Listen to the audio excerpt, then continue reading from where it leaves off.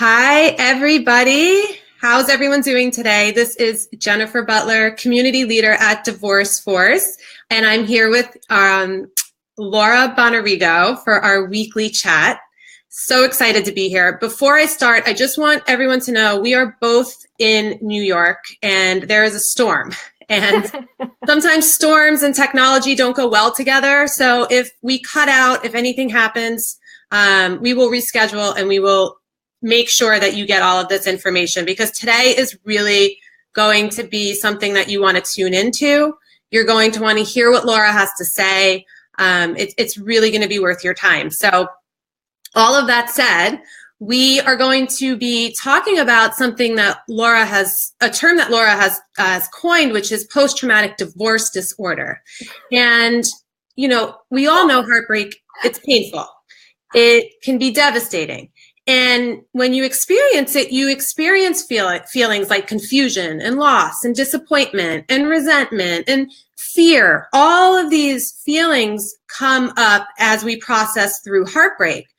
But what happens when you find yourself stuck a year later, 5 years later, 10 years later, and you can't move on, you're not sure why, and areas of your life really are getting affected and you can't seem to get yourself out of that. And so Laura Bonarrigo is with us today, and she is going to discuss this topic in detail and really help us understand what's happening, why it's happening, and what you can do to start moving yourself out of it and really living the life that you desire to live. So Laura is a certified life coach, a certified divorce coach, and she is a writer, a public speaker, and the founder of Doing Divorce School, which is an online coaching program for those who are ready to shed the pain of divorce. So Laura, thank you for being here. My pleasure. I'm delighted to be here. Thank you. I want to thank you. DivorceForce has been such a big supporter of mine, so I want to thank all of you. And I love answering the questions on your community boards, and you guys send me a question, help somebody out. It's really great. It's very fulfilling, and so I want to thank you for that support. When I grew up, I didn't think I was going to be a divorce coach. Right. I never even imagined being divorced. I was like, what is this thing?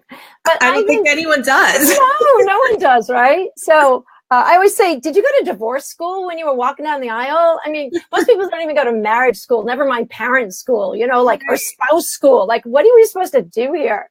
So I certainly didn't envision this for myself. But when I look back and when I told people I was becoming a divorce coach, people have known me, good friends, and it's perfect. It's absolutely exactly where I should be. I should be here. I should be doing this. I should be talking about it. And it makes perfect sense. I feel as if it's a calling. Right. And the thing is my first divorce started at 7. I was 7 years old. It was my parents' divorce. And what we don't realize is that children are going through their first divorce. Right. And when I was going through mine, nobody talked about divorce. The stigma and the shame was so intense. My mom was cast out of the Catholic Church, and it was just horrific. I was pulled from parochial school. My uncle filled the freezer with food. It was just really a difficult time. And fortunately, both parents remarried. And so I had not only these marvelous step-parents in my life for many years, I had stepbrothers and sisters and a half-sister. And so my understanding of this experience started very young. Right. But what I didn't know, and what no one knew, is that how much it colored my perception of the institution, this agreement we make as adults. And so I got married to my first lover. I was a really good Catholic girl. Married my first lover and was divorced by 23.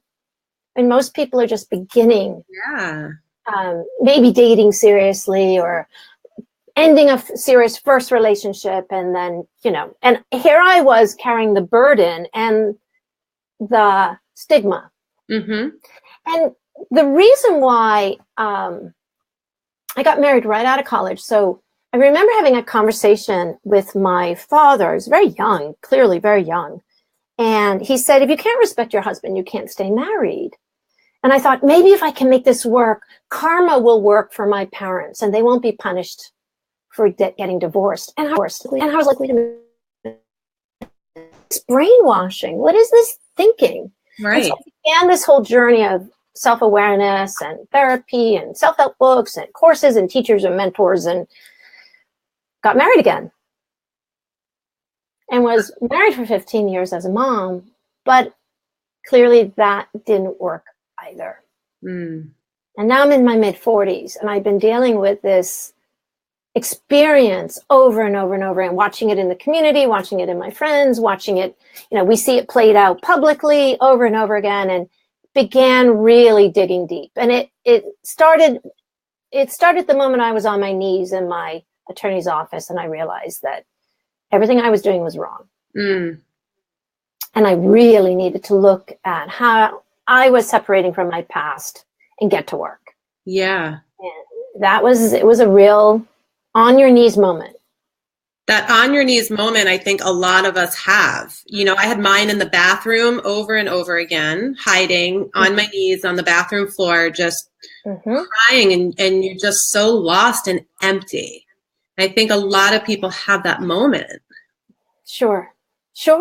It's very painful. And actually, I always welcome the on your knees moment, because that's the moment we decide to change.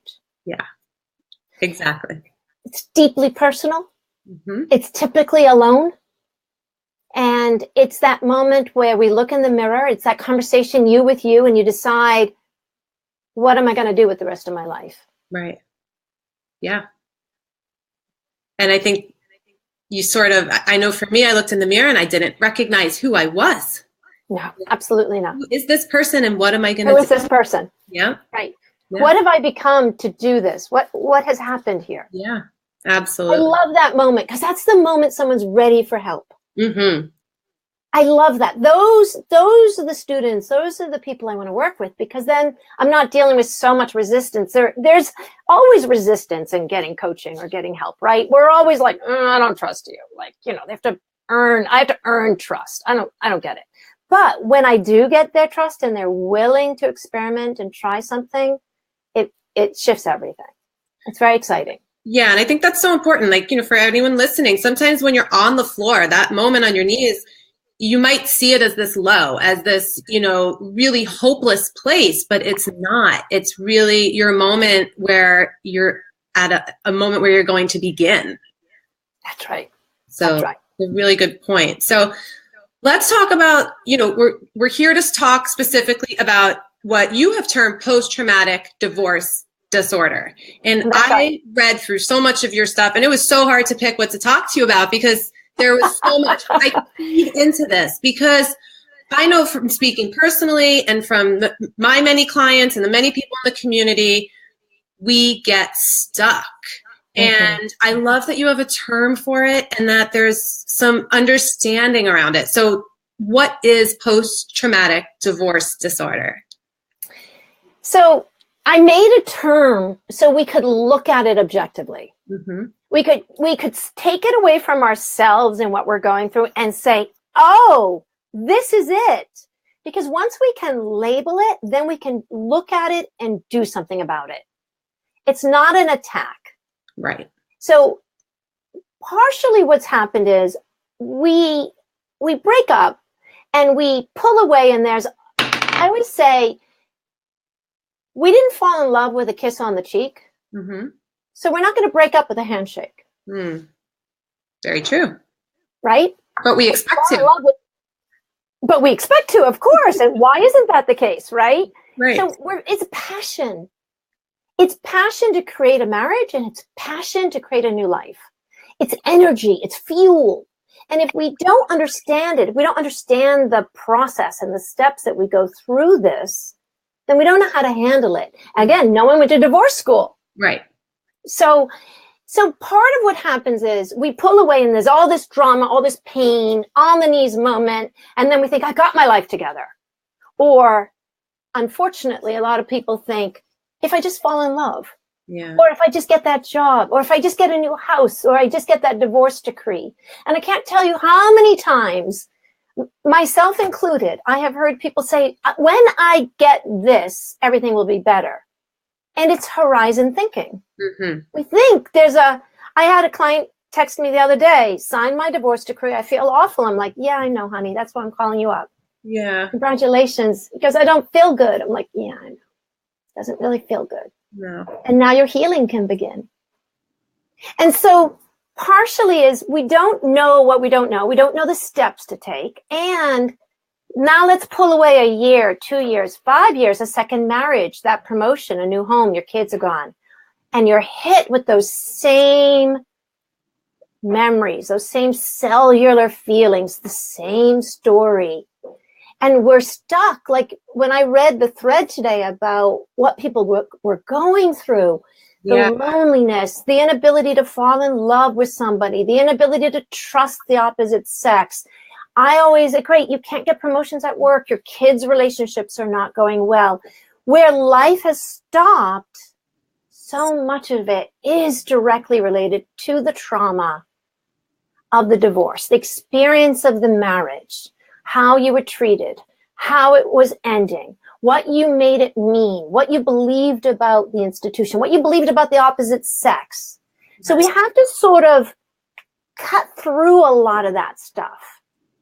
And so sometimes I say, I have sort of my criteria in order to get my trademark. I had to sort of like, what is the criteria for post-traumatic divorce disorder, right? I had to do it like, what is this? What is this thing? Let's put it into words. So it's an inability or an unwillingness to let go of what's happened. Okay. And it's not that you want to, but you can't, right? It's an inability to focus on a future without the negativity, the fear, the resistance. We're not quite sure we're allowed or worthy, that stigma, the shame, or everybody, the whole myth around men and women or sex or money or all that stuff we talk about. Right. We might be focusing still on the argument, getting revenge, continuing the fight, bringing each other back to court. How many times have you heard of couples that he's back in court, we're back in court, we're back 5 years, 6, 7, like hello, like seriously? Endless loops. Let's stop it. Come on, enough already. It's time to let go. The complaining, the whining, that's what I see a lot on Facebook groups. The commiserating. Oh yeah, I did this too. He did that. Oh yeah. My ex did this, that, the other, my kids. Oh yeah. So that daily festering, the commiserating of the story. Oh yes, me too. Misery loves company kind of thing. And no one means to do it. We don't mean to do it. I think it becomes part of your identity almost when, it just becomes part of who you are at some point. That's why I call it a disorder. Yeah.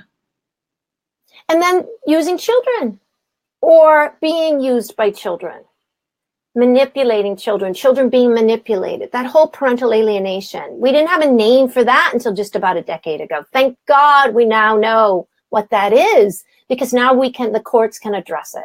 Yeah. Money. Oh gosh, money, using money to punish or not opening up to money because you think you're not, we think the ex is supposed to give us money, or we hope that the ex gives us money, and every case is different. I get that. Or we're the one giving the money and we resent it. Or we don't allow money to come. How many times in your thread today did they talk about being stuck financially? Yeah. It is a direct correlation to the emotional state. Absolutely. We've got to clean up the emotions so we can open up to life. Finances, love, health. We got to open that up. Yeah. And there's some more, there's confusion, there's over responsibility, too much self-blame or no blame, taking no responsibility, the inability to take care of oneself, the fear of dating, the beliefs around the opposite sex, all men, all women, those arguments, they just cover pain. Whenever I hear all women or all men, my heart breaks for that person because I know they're just hurting, deeply, deeply hurting. We need to heal that. And then sometimes in reality, they don't talk to their ex, but in their mind, they're talking to them. They're constantly comparing their life to the other person. Oh, he's great. She's great. They're going on trips. They have money. They have boats. They're going on vacation. Look at me and my life. Mm-hmm. That comparison that we use, it takes up so much energy in ourselves.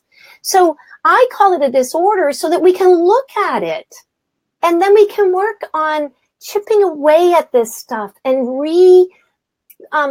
adults learn in context, right?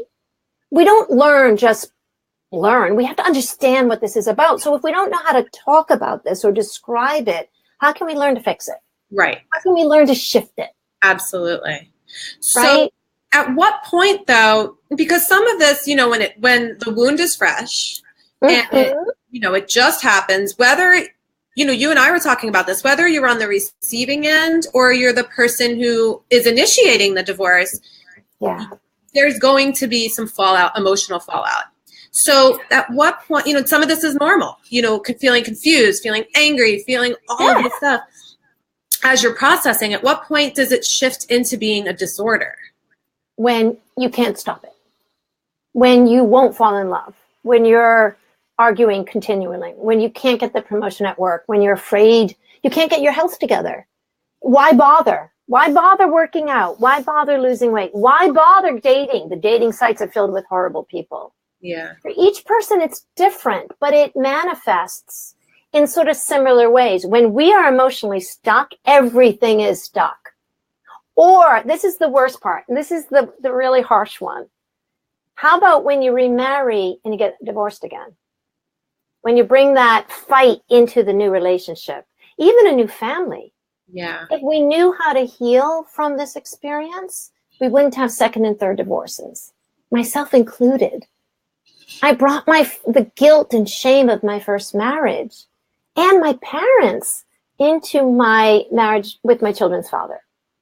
I had to really own that. I had to really get sober around that fact. Right. And I hadn't done my work because who knew there was work to be done? Who knew? Everyone's getting divorced. Shouldn't this be a walk in the park? And I will argue, no, nobody comes out of this unscathed. No one.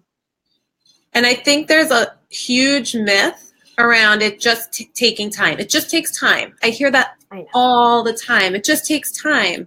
It's like it's like waiting out a storm. And it's not that way. Now, you have a lot of scar tissue. And again, your scar tissue might be doable. You might be able to get a career going and it might be enough. Or you might decide, I'm going to be alone and I'm happy to be single. So there's always a tipping point. And the tip off is when I hear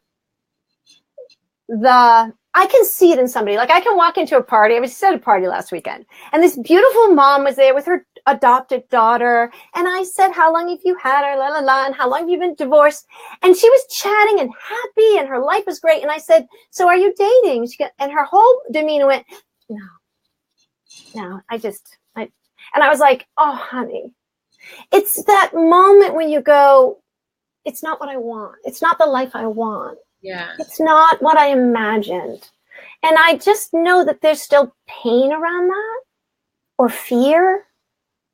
And there's that resistance or that confusion, like I saw in your thread. I don't know how to get out of this. I don't know how to stop it.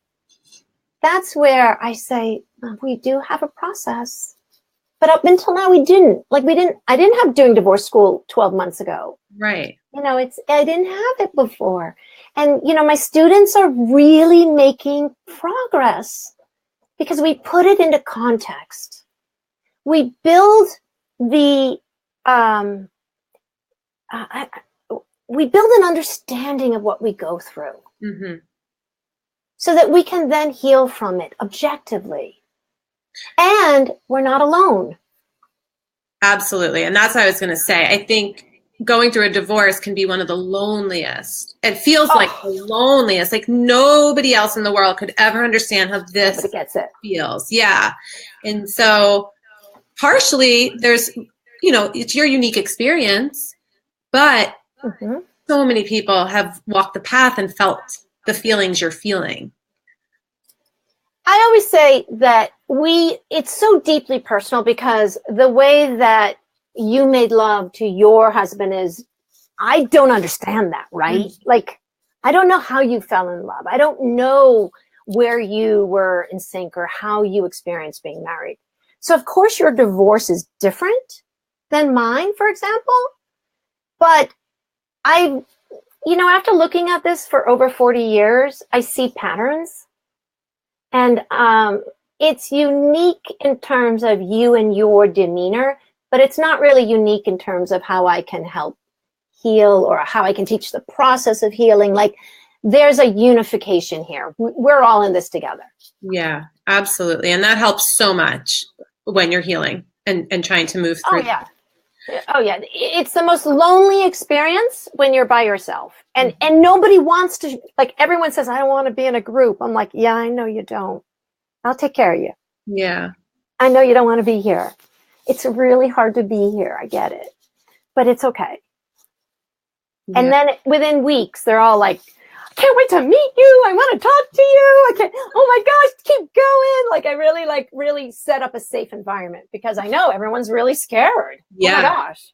Absolutely. Nobody wants to reveal it. And I also keep that we don't talk about the stories.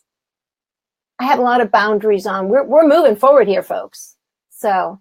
Well, that's I was kind of deciding if I should bring up some of these questions right now or wait till later. Sure. Yeah, go ahead. You mentioned stories and it triggered me to want to sort of go into some of these because I think that's what happens. You get really caught up in the story and the details of everything that's happened. And that's kind of what's on the loop. That's right. So there's a few coming in and we'll just go through. So Lance says, what if you're stuck in the middle?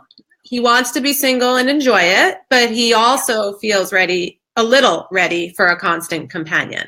So he kind of feels stuck between two places. He's not quite there yet. He's not right there. He's not ready. Like I'll speak about myself to help you understand that. Like, I know that I want to date, but I have 2 kids and I'm really protective of their time with me. And maybe you do or don't have kids, but like, your cautiousness is really good for you. And then you want to be able to go on a date and keep your baggage at the restaurant door. You don't bring it in. You can't bring it in. And for me, like, when I go out and meet people now, with my experience and what I know, I hear in a minute whether or not this person's going to be good for me. And I want you to pay attention to that part of you. The part of you that is a little cautious is guarding your heart. Mm-hmm. So if your heart is ready to open, you have to allow that cautiousness to sort of like be clean. Don't bring your ex and your story in as your guard, because that doesn't work and that's not fair to your date. But if you pick up on things that cross boundaries, like, for example, me, I'm not going to date somebody who's a user. And sometimes it's a tip off, like, oh yeah, I like to get high on Friday, or, what do you think about the law? And I'm like, okay, we got a user. Not that I care, use, but don't use it with me and my family. Right. So it's just that simple for me. That's a boundary for me. And a non-negotiable, I like to call them. We all have our non-negotiables. Yeah. What are those? Exactly. And clear on them. That's right. So maybe that's helpful. I think that it's okay to be open-hearted and cautious. You're on a high alert. Your body and your system is on high alert, and it's guarding you. Just don't use the story. Let the story go. It's not fair to the date. Carlos made the most powerful and courageous statement. He said, I have no problem making the statement that I'm scared. Oh, I'm so happy that you say that, Carlos. I work with a lot of guys who are scared, and you have a right to be scared. And actually, that's an appropriate reaction to what you've probably been through. So that fear, when it's really high, you just got to honor taking care of yourself. Focus on your own healing. She, if you're interested in a she, can't fix you. She is not the answer to your broken heart. She's your complement. She's your intimate partner. She will help you heal, but she can't do the heavy lifting for you. Yeah. And what sparked me wanting to talk about these is here's where we get into the story, which is the comment, which is in the dating process, I've only found that the other dater is mainly looking for a cost benefit type of relationship. I'm not sure what a cost benefit means. Maybe they mean there's a typical myth is all women are looking for somebody with money. Right. And women always think men are looking for sex. And, you know, I just want to say, God bless us that we got this far. I mean, seriously, because since time immemorial, we've needed safety and security, and we live in a world which comes with money. So everyone needs financial abundance, right? So, of course, women are looking for that, and frankly, guys are too. And they may not look at from the opposite sex; they might look for it from their careers. It's sort of the same energy. We all need wealth. We can't do much without it. So then women think all guys just want sex. Don't you want sex? Don't you want an oxytocin hit? Don't you want to be loved and held and cherished and those good feelings that come with the hormone hit? Like, really? Like, I mean, what is the cost benefit? Of course we want companionship. Right. But we also want respect, and we want to be cherished. And one of the things that we can't just answer this in 1 minute. We talk a lot about male-female energies and how the dynamics work in dating and how to date in a healthy manner. And what are your boundaries and what are your values? So you're not just swept up in somebody else's story. Right. All of those things are really, really important. If you had known all this before your divorce, you probably wouldn't have gotten divorced. That's all. Right. So let's jump back a little bit, because jump back. we even really get to this place, I think, where we're ready to date in a healthy way and possibly partner again in a healthy way. Right. We need to figure out how to get out of this stuckness. I made up a word. So let's go back there. So what can people who find themselves, just obsessing and they can't stop and they can't get themselves out of these stories, stuck financially, stuck relationship wise, all of these things sort of happening, what can they do? So these days there's so much help available. I'm one of millions of teachers, coaches, therapists, classes, courses. You have it. You name it, you've got it. The most important thing to realize is that you are stuck. That's why we have to label it. That's why we needed a name. Because once we can see it, we can then decide who's going to be my teacher. Which group am I joining? Do I feel safe in this community?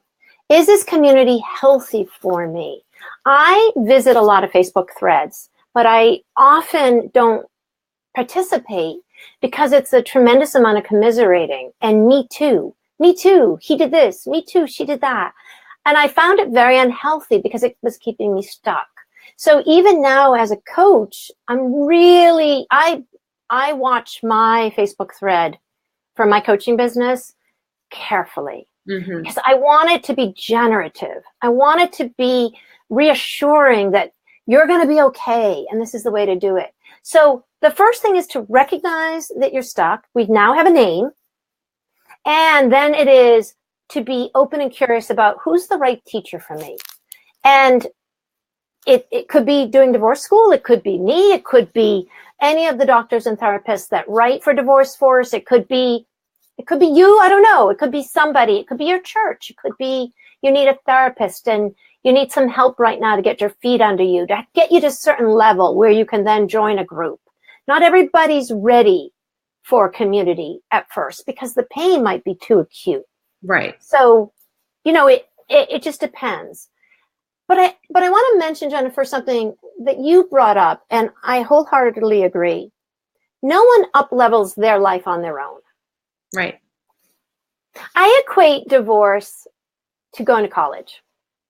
We take a 17-year-old pimply kid who can barely brush his teeth every day, and we put him into a training program where we invest real time, real money, lots of inspiration, lots of mentoring, a new community with conversation and challenges, and then we spit them out for 6, 8 years later to be a productive member of society. Mm-hmm.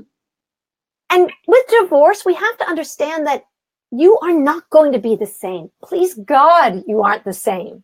Right. I don't want you to be the same. Well, then you're just making the same choices that got you I here. don't want you to be the same. I was saying to a student last night, the student was saying, I keep going back. And I was like, you're at an inflection point. You can stay stuck and repeat this pattern. And trust me, it's only going to get worse before you learn the lesson. Or you can forge ahead, make some courage, accelerate toward that fear, get through this, learn it, heal. Please God, you're not the same person at the end of the day. Please God that you find what you want in this world and create it. Yeah, absolutely. I want to go back to what you were saying before about, nobody up levels on their own and really finding the right person for you or the right program or whatever it is. Whatever it is. I think sometimes people don't put the value or the worth on themselves that they deserve to invest in themselves. And that can be a hard sort of obstacle, I guess, to get over.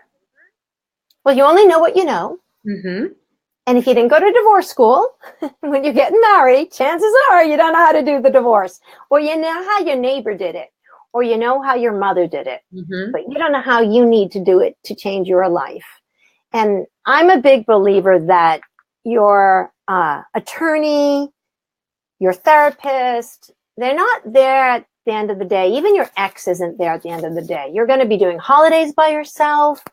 I just did a whole construction project by myself. There's no man in my home right now. Yeah. I did it all by myself and hired the crew and I spent a lot of money. And the thing is that there's always going to be fear. But there's good fear and there's bad fear. And most of us these days are going toward good fear because change is scary. Yeah. And so, are you being held back because you think the fear is real? Or is it that you just didn't know there was a way out of this? And that's scary, right? So spending money on yourself, so I answer this question a lot, and I just want to kind of look at some of my notes here that when you want to change, you got to be inspired. You got to be held accountable. That's why we grade those kids in college. Right. We challenge them. I can't tell you how many men I challenge to rise. And the women that I go, come on, you can do it. I know you can do it. And it's so important because your future is your life. And so, people say to me, I don't have any money to do this. And I'm like, yeah, I know. I left my first divorce with $200 in my pocket, and my second divorce cost me 6 years of my life and $750,000. Yeah. I get it. Mm-hmm. I know you're scared. Okay. How long do you want to be scared? You done with that yet? You ready to change? You ready to get out of this? Right. It's only you can make that decision, Maybe it's a social services group at first. Like my first support group was with social workers with my union, Maybe it's your church group. Get your feet under you so you can get a job and start generating an income. And then after that, we got to work on up leveling you every step of the way. That's not going to be enough. You're going to have to keep up leveling. And frankly, women in divorce, even men with divorce, money and self-worth are way too intimately connected. And there's no mistake. If you're not making an income, we got some healing work to do around self-worth. And they're intimately tied. So, yeah. That's huge. That's a huge statement. Self-worth and finances being so intimately combined. And I think even as we were looking through that thread, It was Right. finances and, dating, but dating is really about putting your heart out there. Right. You have to believe that you're worthy of love. And that's the emotional healing, right? And the question we had, everyone is, what was it? Looking for something, right? And I brought up money and sex, right? Cost benefit. Cost benefit. Again, an emotional experience put in terms of finances. Right. And the other thing I've often studied was how if you are afraid to spend money, you're probably afraid to love. If you're cheap with your money, you might be stingy with your love. If you don't share your information on finances with your spouse, you might not be sharing everything that you're doing in your personal, you might be having an affair, you might be having a porn addiction, you might be talking to a call girl, like money is very, like when you're looking at your money, look at how your heart is healing too. It's quite connected. And I see there's a lot of comments around this right now. They're like zipping through here. Yeah, I can't even keep up. I know. But this is a whole big conversation, like the money conversation post-divorce for men and for women. And I don't like looking at the statistics because they're scary. So I just want you to know it sucks. It just sucks. And divorce is expensive, and I always call it a really expensive lesson. Gee, your soul really needed to learn this. My lesson was really expensive, so I get it. And yet I've also worked with people whose divorces cost them 10 grand or $13,000, which for some people is a lot of money, and they're still suffering.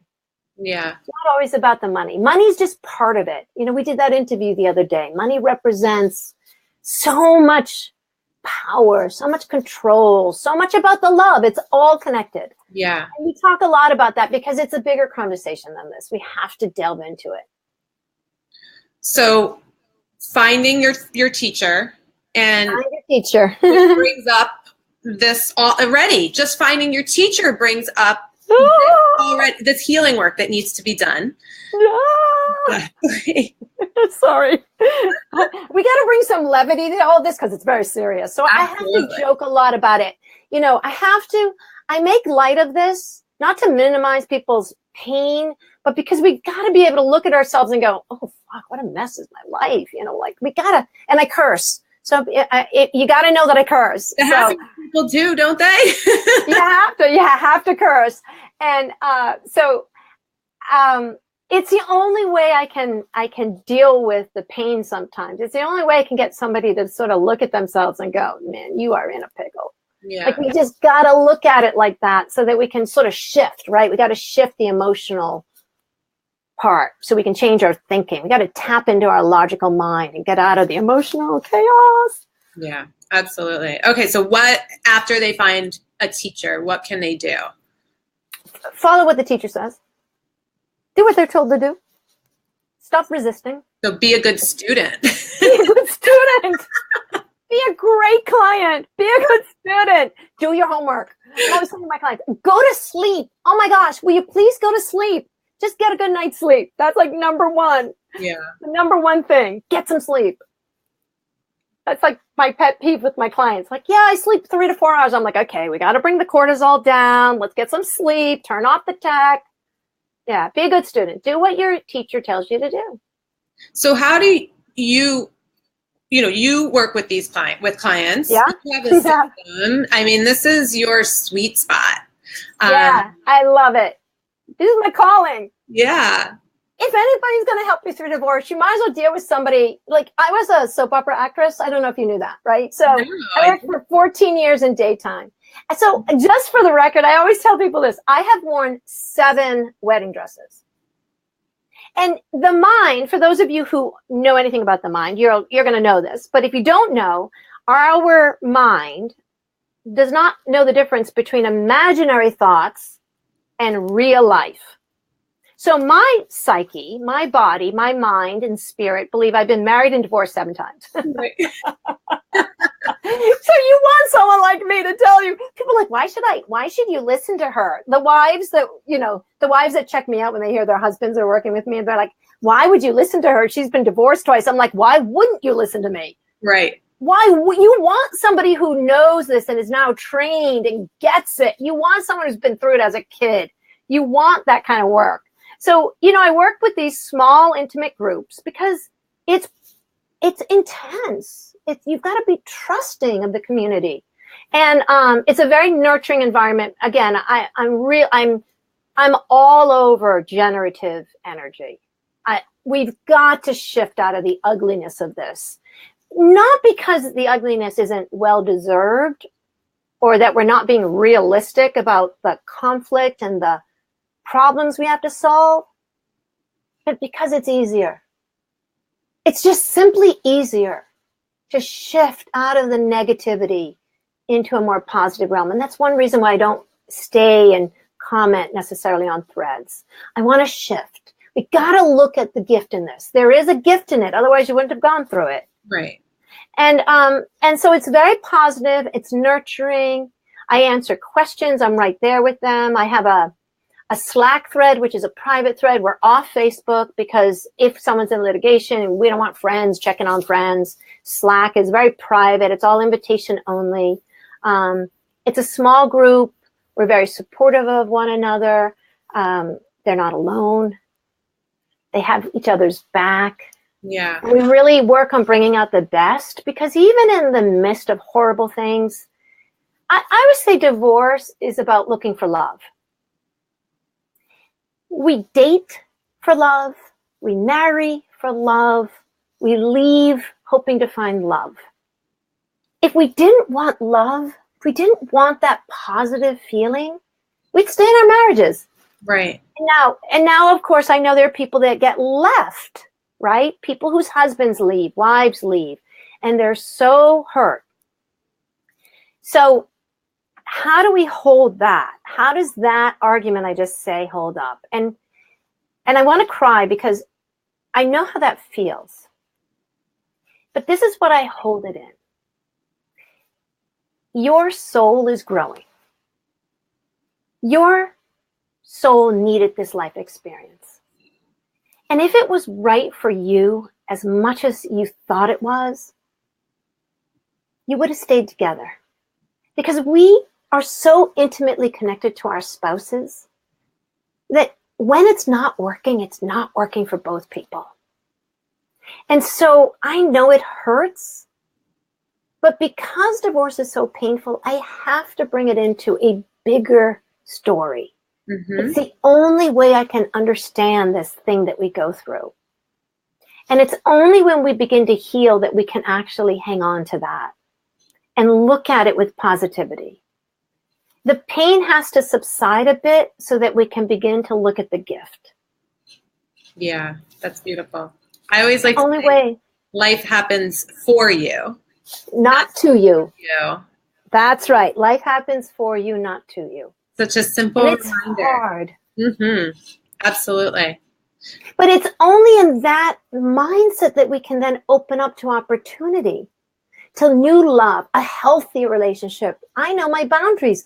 I know who I am. I know who I want in my world. Never mind in my home, my bed, my body. Like, oh, this is what this was about. This is what I needed to understand. Oh, okay. I got this now. I told you about a student, super stuck, really overweight, not making money, afraid of their shadow, not able to let go of the story. One of my most difficult students. And I got a message on Instagram. I changed my passport. I've lost 75 pounds since class. I'm going to Portugal and a couple other places for my 50th birthday. I went back to my maiden name. I'm like, you go, girl. So awesome. Progress. Just moving forward. I was like, woohoo. That's healing. And that's possible for everybody. Everybody. It's not just that person over there or that person over there. It's possible for you, for me, for everybody. Look, divorce is an equal opportunity experience. It doesn't matter what class, what age, what sex, what color. It doesn't matter. Everybody experienced the heartbreak. Doesn't matter if you're the one who left. Doesn't matter if you're the one who was left. I'm reading through some of these because you're right. It's just a lot of chatter. I love it. I hope it's positive and generative. Keep them positive and generative. There is, I'm going to go way back here. So, and this, like we said on earlier when we were speaking, finances. A lot of people, and we talked about it as far as a work sort of thing, but I think, you know, what's coming up is that a lot of people sort of get stuck in, I have no money now, or I think I read one post, I'm financially ruined for the rest of my life. Oh, please don't put that out in the world. You're financially ruined for the moment. Right. You can do this. You got to find your way out of it. That's the lesson. You know, people think, how am I going to figure it out? I'm like, I left my first marriage with $200 and moved back in with my parents. It was not fun.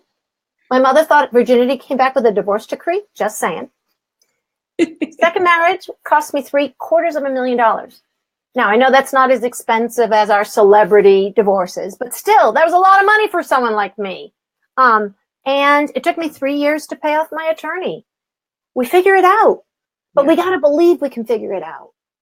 And I have clients constantly saying to me, how am I going to do this? How am I going to do this? I'm saying, you don't have a choice.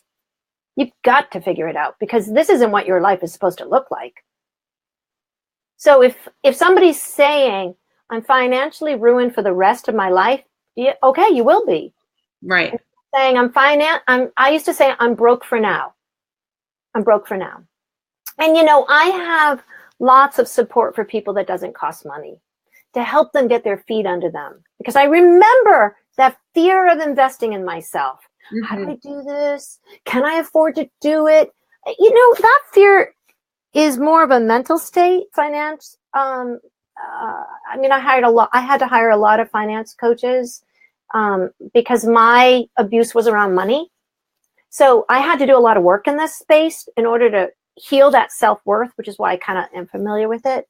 And the thing is that we didn't just get there with the divorce. Finances are scary for people at all classes. And the myth that there's a place to get to or that money will make you happy is a myth. It's not true. The happiness has to come first and then the money will follow. Now, there's that, how do I invest to get the happiness, right? So you and I don't know, is this a good time to talk about what I have that's available that doesn't sure. Go ahead. Great. Okay, super. So I love this because I want to give and give and give and give and give because I remember that mindset, right? I also had to get out of that mindset. Right. I had to get over that hump that I was worthy of having a great life. And that meant I had to hire people to help me get there. I was going to figure it out. And if money is the issue, then that's your lesson, right? And we all have different lessons. Right. So mine was money. So I have my Facebook coaching page, Laura Bonarrigo Coach, on Facebook, which I am posting constantly. I do lives myself. I do daily videos. I'm constantly chatting. I answer questions, all that. I have a daily email because many of my clients wanted me to send me a reminder. And I was like, well, if I'm going to send a reminder to one, everyone's going to get it. And please don't hate me for doing this. And they, you know, I have like 50 people on my list right now, and that's super available. And I think you have the link. Yeah, so we're going to put the link right in this thread so people can sign up for that. Super. So that's a daily email. I talk a lot about parenting and the rite of passage to a new life, you know, what the divorce process really is, sex and dating. I really kind of hit the big ones. It's me. So if you get sick of my voice, you get sick of my voice, you can get off the list anytime. I have a weekly letter that I've labeled the Scarlet D because I often thought wearing the D. And some people think that's so negative, so we might be changing the name of that. But basically it's, you know, there are 3 stages of divorce. It's the imagining what my life is going to be like. It's the actual separation. And then it's post-divorce. Okay, now what? Who am I now what? So in that, it's weekly. And you can find that at my website, laurabonarrigo.com. So that is, it's called the Scarlet D Letters, and you can sign up. And that's a weekly, it's 52 weeks. And there are lots of things to do in it. Like I give you things to do, call of action, do things. And then for the listeners here today, I'd be happy to do a 15-minute conversation to see if divorce school is right for them, or if one-on-one coaching is right for them, or some brainstorming on what's the next step for them financially. And how we can work with them. And this is it's something I'm talking a lot about with my assistants, but I really want to support people who are afraid of the whole money conversation. And so there's something coming. And if you get into my Facebook page or you get into any of on my lists, I have a feeling in the next couple of months there's going to be a year-long program that's going to be priced really well. And we're going to need volume. And I don't know quite now how it looks, but I'm very excited about this. And because I know that change takes time. Right. You know, it takes time. You need to have that support. So I hope that's helpful. I hope people like those options. Change takes time, but back to, kind of what we said before is, I think that's different than when people say, oh, it just takes time, as if waiting. Okay, totally different. Totally different. It's like this conscious use of time will change things, but just waiting for time to magically work isn't. You don't know what you don't know. Yeah. We all need each other. We all need that community to grow. Yeah. Wendy says, when does the hurt go away? When do you start thinking about yourself? Now, Wendy. How about right now? That's a choice. And you just decide. You know, if you're in the first 6 months or in the first year of separation, it might be really acute. But even in the course of the day, you can make the decision that you matter. I used to lay in bed at night and I would put my hand on my heart and I would say, I'm loved, I'm wanted, I'm safe. Over and over and over again. And I still do that sometimes, not as much because the pain isn't as acute, but you are loved, you are wanted, and you are safe. And if you are going through a separation, my God, honey, what an opportunity to change your life. Congratulations. This is it. This is what it looks like. This is what it is. And I'm just really proud of you because it's not easy. Everybody thinks it's easy. Yeah. Everybody thinks it's easy. And then when it's not, they think there's something wrong with them. Oh, gosh, no. We just call it a disorder so we can put it over there and fix it. Yeah. Right? That's it. We just want to label it so it's not me. Yeah. Look, if you had a toothache, you'd go to the dentist to get the pain out, right? And you'd pay for it. Yeah. Why not pay for getting your heart to heal?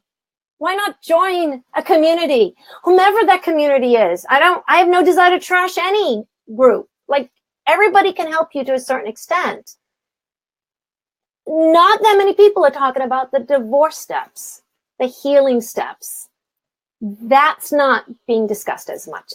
Or maybe it is by my colleagues and I'm just not aware. You, Jennifer, might know more than I do. You know, it just depends. Find a teacher. Find a community. Find what fits. Find what fits. That's right. And don't be afraid of doing the work. You got to go into that. Yeah. So I'll go into some of this chatter a little bit more. And we kind of touched on this before, but there is a lot of chatter about this money and dating. This feeling about, there's a comment, I can't find it. I saw it before, but there was a comment about a woman who offers to pay half the bill as a keeper. And then there was a lot of back and forth about that sort of stereotype about women feeling this fear that they are only looking for money. And so that's what you were seeing, a lot of the back and forth. That was the conversation. So if a man says women only are looking for money, he's only going to find women who are looking for money. Right. And if there are women who are only looking for rich men, they're going to date a lot of rich men who are going to take advantage of them. We don't live in that culture. We live in a culture where women are expected to be independent. And if you don't want to be independent, then don't be ashamed of that. Just say, I'm looking for a man with money. Plenty of them out there. Plenty of them are looking for women they can manage and control. And there's an agreement. There are spoken agreements and unspoken agreements in every relationship. So let's not commiserate that people are looking for money. Let's put it on the table. Remember the tip-off. If you want to be taken care of, then you can't open your wallet on a date. Now, there's so much more around this. And I do go, I mean, we spend 3 weeks on dating and sex because this is huge. And you're either going to embrace this part of yourself or not. And if you're a guy who doesn't want to date a woman who's only looking for money, we need to talk.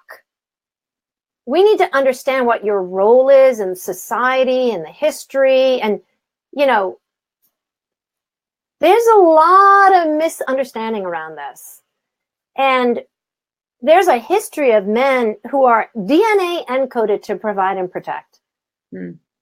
Go read David Dita's The Way of the Superior Man. When I find a man who's not tapping into his DNA and he's afraid that some woman's going to take advantage of him, I'm thinking to myself, dude, you are too much of a girl right now. That's not your job. Your job is to provide and protect. That's in your DNA. And providing and protecting in this world costs money. That book is so powerful. I'm so glad. So powerful. So powerful. And every human should read that book. Way of the Superior. We need to understand our DNA. We need to understand how we're wired. So when I hear these arguments, all it shows me is that we just don't get it. We're not educated enough. Again, nobody taught you. You don't know what you don't know.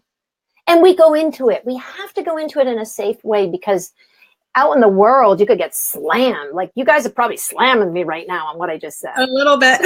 Yeah, I bet they are. I know they are. It's okay. I got big shoulders. Yeah, they don't like it. And I get it. But there's a whole context. We have to discuss what the female role is, the male-female energies. And frankly, guess what? We all have male-female energies, which means women need to be working. Right. We need to provide for ourselves. We don't live in a culture where men take care of everything all the time. And if you want that, then you got to be on the particular dating sites like sugardaddy.com. Right. Got to know what you want. Just like if you're into group sex, you got to be on the right websites to be doing that. You can't expect just meeting somebody and she or he is going to be into it. If you're not dating on the right sites, you got to go to the right sites. And we can do that these days. So I don't think it's a commiserating that we need. We need to put it on the table. This is who I am. This is what I want. And then not apologize for it. If you don't want to date women who are looking for money, then don't date them. Right. Just don't date them. They're pretty obvious. I have clients all the time. And I'm like, you know what the tell is? You can tell in the first moment if they're a woman who's just looking for money. What are you apologizing? What are you upset about? Just go figure it out. Yeah. You know, like, let's put it on the table and be honest about this. Yeah, and I think I hope that's helpful. Yeah. I mean, really understanding that you're co-creating the way you're co-creating. Yeah. The way you believe, the way you talk, the words you say, the people you choose to interact with. That's right. You're co-creating the situations or whatever experiences that are coming to you. That's absolutely true. Which is so empowering. Oh my gosh, it's like just listen to what you're saying. That's going to tip off what you're thinking, what you believe, what your values are. Yeah. So powerful. I know plenty of men who just are looking for a decent woman who can respect them. And I know so many women who don't need a money bags. They just want to be cherished and loved. There's plenty of good people out there. You know, if you're caught up in that story, reconsider where you're dating. Reconsider what you're saying. It's so important. Very powerful. There's a few people asking for the name again of the book. So it's Way of the Superior Man. Who wrote it? I don't remember. David Dita. It's D-E-I-D-A. You can get it on Amazon. And there's also a marvelous book called The Soul of Money by Lynn Twist. She's just marvelous. And they do a lot of, again, you have to pay for it, but they do a lot of financial coaching. The Way of the The Soul of Money. The Soul of Money. Lynn Twist. And it's just, you know, there's a bigger conversation to hold all of this in.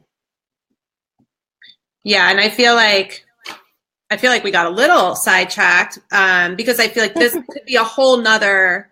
It's a whole nother. A whole nother episode for us. But it really does tie back to what we're here to talk about, which is this post-traumatic divorce disorder and really just getting stuck in that And yeah, well, we're getting stuck. Notice how the thread keeps going back to the same argument, right? yeah. They're stuck.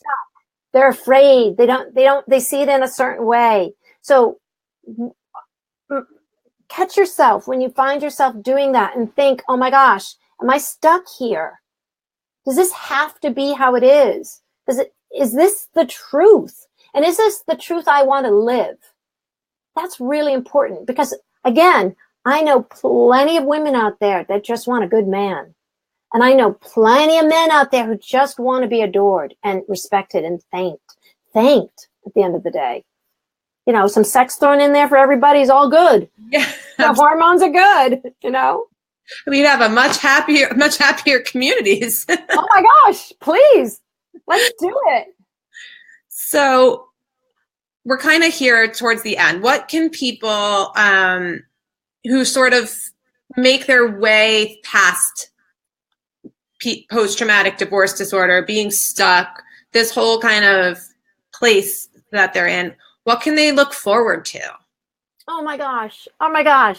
How about a healthy partnership? How about a great relationship with your kids? How about being able to take your son to college like I did in August and have dinner and be in the same dorm room with your child's father without fighting?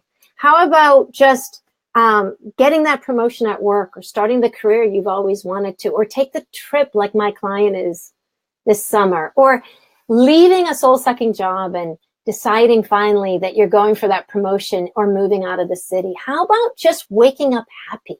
How about that? Yeah. How about a good night's sleep without all the fear and worry? How about just getting comfortable in your own skin? How about not hurting? How about deciding to go to the gym the next day? How about deciding to eat well? How about to stop smoking? We can go big, we can go little. Right. We got to take it step by step. Everyone wants to get to world peace, but they haven't done the steps. They didn't even know that there were steps. Right. You want to get to world peace. You know what I mean? Yeah, absolutely. They want to get to the end of the story, and we just have to do the work. We got to take the steps to shift. It's a process. Mm-hmm. There are so many, so there's so much coming in. I'm gonna let you all know that we will be coming into the thread. We will come in and comment. Laura will come in and provide some feedback as well. So if we didn't address you, we will. Yes. But someone wrote something and I can't not say. All right, go ahead. They're going to nail me here. They're coming after me. No, this is just so it's the statement is, I don't feel like I fear anything, but I'm still stuck. Okay, good. That's great. You don't have to feel you fear anything. There's a blind spot. That's why you need a teacher. Yeah. You're going to see the blind spot. Right. And you know, if you were a student of mine, we'd dig around. You'd start doing homework. You'd start stepping into the classroom with me. You'd allow me to teach you. You'd allow me to point out a few things you might be missing. And, you know, I really, again, it's a very nurturing environment, but yet I'm going to insist, you know, I picked just a select group, right? Because I got to have people willing to look at their lives. I don't want that resistance in the space because we don't need to coach an argument. They're not ready. So you come into my space and I would encourage you to take a look at stuff you're not seeing. And I kind of know what I'm looking for. So you might want to read some more of my stuff and see what I'm having to say. But that's huge because I think a lot of people feel that way. Like, I'm not afraid, you know. Good, then let's go. Come on, join me. The blind spot. I think that's blind spots. People. You have blind spots. We all do. I have so many coaches and mentors. In fact, I think I have to meet one in a few minutes myself. But the reason I do is because I know that I have blind spots, right? My own fear comes up. I don't want you to think that I've got this all figured out. Don't ever think that your coaches have it all figured out. They're just human beings on this journey. I'm a little bit ahead of you and I got a lot more experience. That's it. That's all that's going on here. So I have to have my own coaches constantly, you know. Yep. DivorceForce is my coach. You guys push me in the right direction. Yeah, no, you know, absolutely. We got to do that for one another. So Yeah. If Perfect. you're not afraid, come join me. Yeah. Let's see why you're stuck. Let's get over it. Because you would be a great student. I want people who don't have that much resistance, right? Yeah. That's huge. So I know we all have to go and do You our have to go. you, There's all these people like, I got to get back to work. I could stay here all day. I would love to. So a few sentences that you would want to leave everybody with, just summing up your message for them here today, and just, what you want to impart on them. So what I want you to remember is that you don't have to take this pain into your future. It doesn't have to go with you. And your future, if you let it, is going to look totally, totally different than how you are today. 4 years from now, 5 years from now, 10 years from now, your life is going to be totally different if you let it. That's beautiful. So do it. Go do that. Nick says, I'm in. How do I sign up? So that is the perfect entry into how do people find you? Yes. All right. So we should probably put in the chat my doingdivorceschool.com. And the next class starts the end of April, and it will run for 12 weeks. Wait, you just broke up. So do that again. Doing divorce. Oh, no. Yeah. .com. Doingdivorceschool.com. And we will write that in the chat. Yeah. Yep. And I can put it in. Yep. And he can also find me on Laura Bonarrigo Coach on Facebook, or Laura Bonarrigo. You got to just spell my name right, guys. And that is in the chat. So make sure you look at it. I understand it's a problem sometimes. I think we did all the URL combinations, but just in case. Perfect. Is there anything else that you want to add or that we missed? Or I don't know. I was kind of nervous about this, and I just want you all to know that this was fun, and I hope I got you thinking, and I hope you are encouraged, and I see you. I know what you're struggling with, and I really believe in you. Thank you so, so much. I know I have thoroughly enjoyed speaking with you and everything you have to say. I want to work with you. I'm the same way. Come on. Coaches. I mean, I got a million blind spots too. So it's all of us. So thank you. Thank you so much. You're so welcome. Thank you for this. This was fun. Yeah. Really fun. All right, ladies and gentlemen, go be brilliant today. Go have a good, productive day. Everyone have a beautiful day. We will see you next week. Bye. Bye.